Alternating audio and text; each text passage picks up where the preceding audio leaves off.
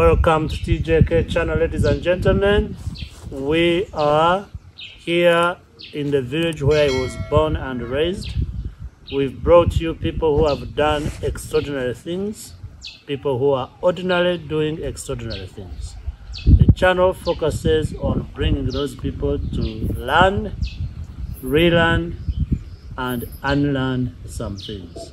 This morning, I am excited to be in the village where I was born and raised, hosted by the chairman, LC3 of our area, who is also a friend, a man who has so many talents and who has done so many things in this community. And the next 30 minutes or 40 minutes, you get to hear about that work. Ladies and gentlemen, welcome Chairman Mari. Sir, thank you for hosting us. And thank you for doing all the things we are going to learn about today. Please tell us a little bit about yourself.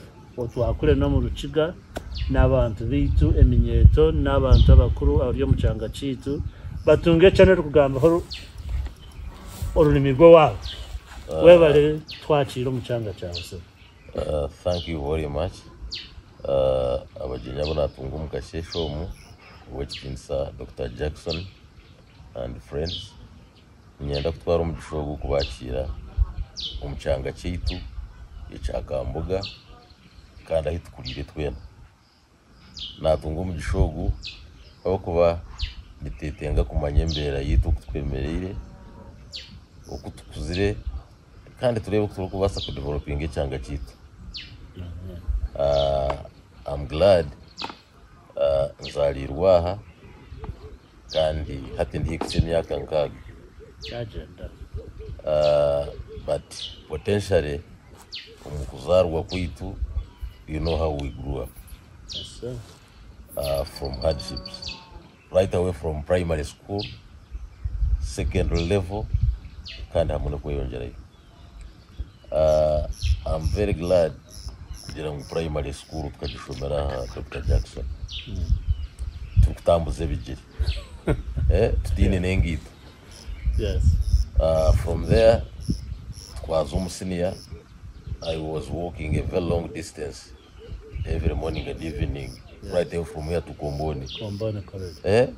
For 4 years, a day scorer. Yes. And I was competing favorably with borders. So I want to think of Rohanga because we were never challenged. Rohanga na bakuhire at the beginning. And all along, we need to thank our parents. Yes. For actually paying fees for us and supporting us in a style fitted to their income. That's true. So from meager resources, they raised us, and we have reached where we are. That is very true. Your dad, who lived until recently, passed away at 97 years. Yes. How was your upbringing? Mzee na mama na bakuru bawe na barumuna bawe icyo muzee yabigise muri nk'abana no kukireberaho. What were the lessons that he embedded within you children that have continued to lead you to this day?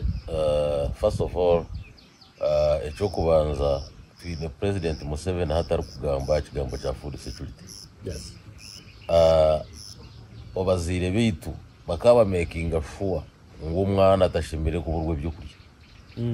So kurugobwe batwegesa kugira ngo right away every day kugira ngo uteke kugira hagire cyo wakora hatari cyo kushitamira busha. Time yo kumura reba basa kubaho konka umanyangu okukora n'ikintu kikuru munonga. Hariho na lessons z'abari batwegesa from the Bible that wabo takozere toshimire kurya. Yeah. Yes. And indeed umuntu umwe yakora in a family nabona munonga konka mwakora as a group nabana nabazire definitely umurimo ni gwangu. Very fitting. Working together, working hard. I remember my mzee Kagura Katitera Chiboko. Akora sogwe nirwo mu Bible. Kotakora tari kudia ona shikane chumura akashinori yote kukozira. So from the beginning, you got to see hard work, you got to see cooperation, Yes. and you got to know that food security Was is very very, important. very important. Yes. Konkaku washumire, as you learned, those who are listening to us, my first job ever when I finished senior 6, this is the man who employed me at St. Charles Gwanga as a teacher. Thank you for appreciating. Right out of secondary school. Yes. Earlier we were having conversations about Captain Fulgencio Byabagamba.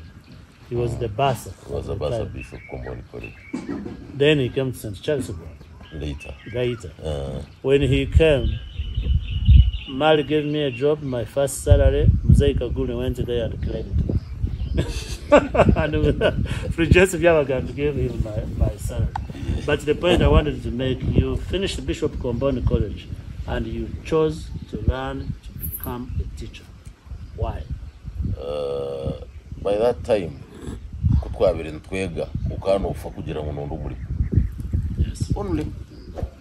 But ebibiro naho abantu batandikire kutorana nyenda kuba mwegesa, nyenda kuba farmer, but majorly in my mind nkaba nyine mu ngani nkundisha umurya kamasa. Yes. Kandi later on nakundi economics in HSC. So potentially I'm now an economist because nkabani manya at the beginning time T when you want to invest, land was a major factor of production. That's where I put emphasis by acquiring land first and later on add other factors of production. Very good. Did anyone in your family ever had a conversation with you when you were growing up, the importance of land? Is it something Mzee talked about or demonstrated? My father... Where did that come from? My father, all in all, akayenda ngu alebe ngu ya expanding itaka. Because akaba tugambira ngu itaka nirija kuguma liri nko kuliri. Kandi abantu bagumize mbo bari kweyongera. So yamanyisa ngu abantu time T the land will be very expensive. Wow. That man was a visionary. Yes. Garuga once told me that for him, he has acquired land in every part of Uganda. Yeah. And if you brought land in a plastic paper, he will buy it. Yes. Because God is not creating any more land while the people are growing. Your father already knew that. This is the man who never got formal education. Never went to school. Never went to school. But look at the hills we are sitting on. He laid the foundation on which you are standing on. Exactly. So you started acquiring land, but in mind you knew you are going to get this land to pursue farming. Exactly. So from teaching, where did the intersection of the farming and teaching begin to get you here? In teaching, I was actually trying to be the best. Yes. At the same time, when you are teaching, ubwenge nibweyongera no kugumeza muguma nibweyongera munonga. As you teach, you are learning. You are learning more things because no gumeza muri gukora na research. So the more I make research, knowledge nigumeza meyongera. Therefore, okwegesa kukatuyamba munonga, and indeed, knowledge is power. That's true. So you are a farmer who is multifaceted. Exactly. You are. So basically, to me, Yes. At the beginning, nkabani manya umukwega kwanje in economics. It comes from other countries. Yeah. Through comparing those countries with Uganda. And of recent, nagaragana tunga umugisha to go to Israel. Yes. As a farmer majoring in a banana plantation, I went to Israel as a farmer of Uganda. So when I reached there Yeah. and looked at the environment, looked at the land, the soils and the like, I really appreciated God, because Ruhanga katuhereza ikindi kweta self-contained land. Yes. And if it means go to church, if you are living in Kanungu with this fertile land, ushemerere kuzayoruza kusima Ruhanga, not kuzagarga kumushaba. Wadagarga kumushaba noba no murusya. So nagaraka henyuma umukuhinga empingo rutoke nainle kandi ngaruke ndisenente ente nindayiminga mwe bintu bibiri ezamate kandi ngaruke ndayiminga ezenyama. So you have dairy and you have beef. Yes, and normally ezenyama, when you are doing business no gura ente from farmers is tine bunyaso burukumara. Then uzitwale umubunyasi ubwo kwesigiwe ngo nibumara zifatening. Yes. Zamara kufateninga, you actually earn some interest. Wow. You buy them when they are emaciated, fatten them, sell them when they are... Exactly. It's the same concept Americans use in farming. And for us here, if you look at our pasture, definitely it is able to really fatten these animals.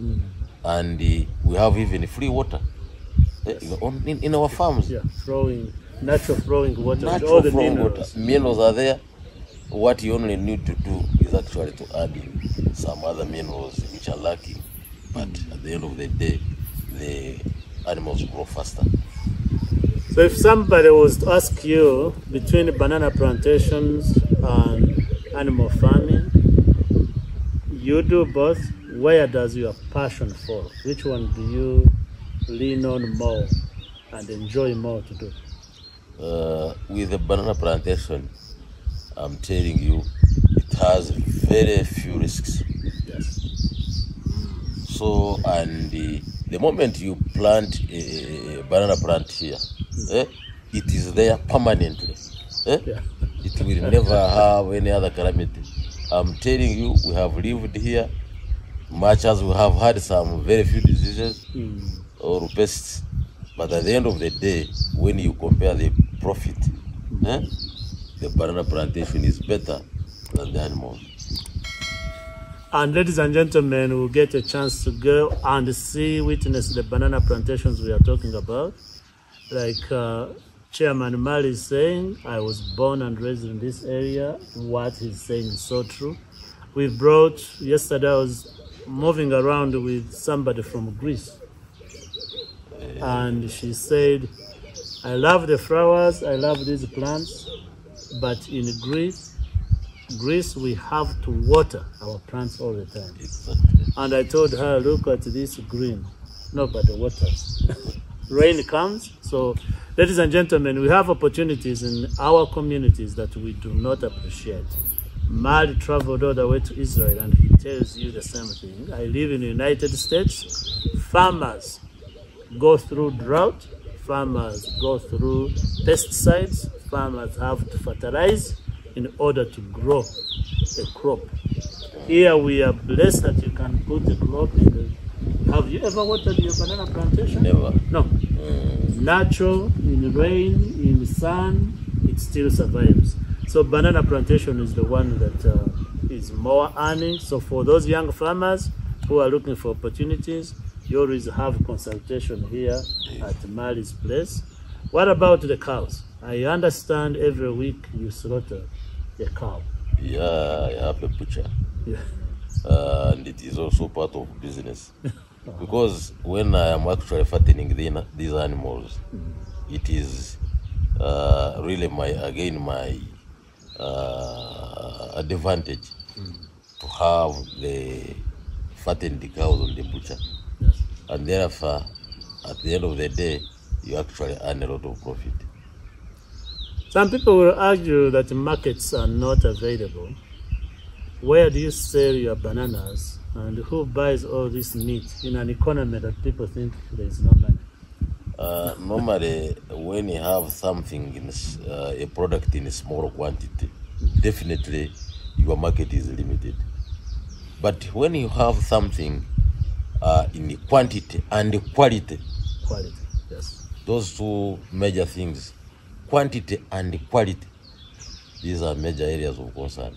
yes, And definitely I have companies I'm working with, especially schools, where I supply my matoke, where I supply my meat. And when I make a claim at the end of the term, they also pay me promptly. And I still now also survive. very good. So if there was somebody who says, I want to begin farming, I've listened to this TJK shares and Chairman Mari has inspired me, what advice would you tell them to look at? This is a gradual process. You may not wake up one day and say, I'm now in farming. You need to think about several things. First of all, acquisition of land. And what is more important is actually to like the business first. If you don't like the business, definitely you will not make any profit. So you should have that dream and actually concentrate on it and say, I'm now engaged in the farming. In the case of any calamity, you still resist and remain in the farming. That's when you can really survive. That's your advice. So it's a process. You can't really wake up in the morning and then tomorrow you are Mari supplying compound with bananas. Exactly. And I'm telling you, this business may not create a lot of money, but at the end of the day, when you go to multiplier effect, very many people benefit from this project because I employ a number of people. Yes. I supply these foods to different institutions. Yes. So all those institutions eat because of my business. Exactly. Yeah. So at the end of the day, we are actually playing the role of God because we are co-creators. Yes. Thank you. There you hear it from himself, the man, the farmer, animal farming, crop farming. He's been able to raise his children, pay for his children. Tell us about your family, your wife, your children, your grandchildren.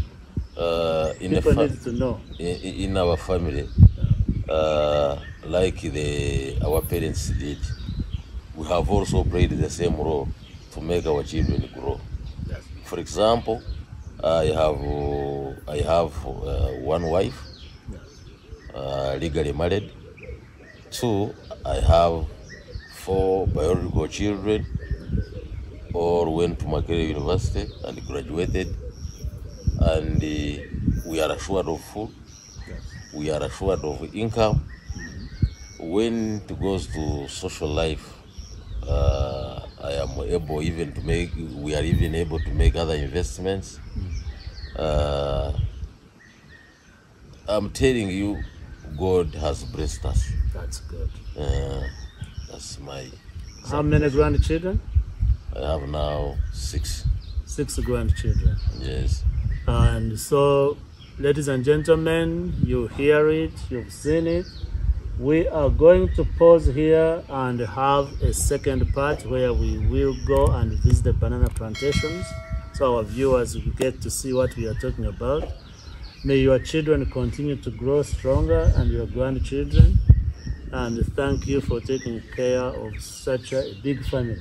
But most importantly, thank you for staying in our area and developing and to demonstrate to all of us that it is possible to make your living.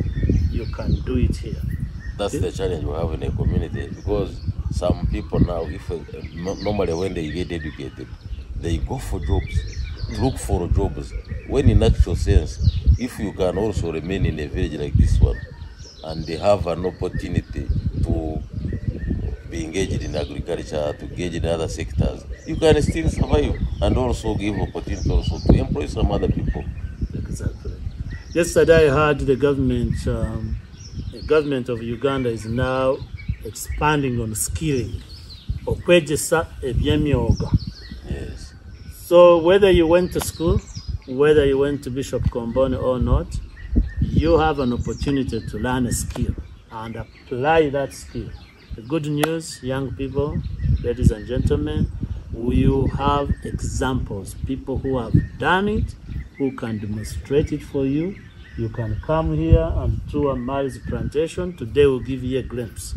For those of us watching from abroad, all over the world, this is our village that we are proud of.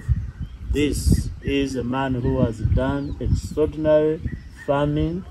He's also serving a political role as chairman, representative of the government of our area, chairman LC3. And we are going to take a break. When we come back, we will be touring the banana plantation and walking around to show you what is possible. Thank you for watching. To be continued.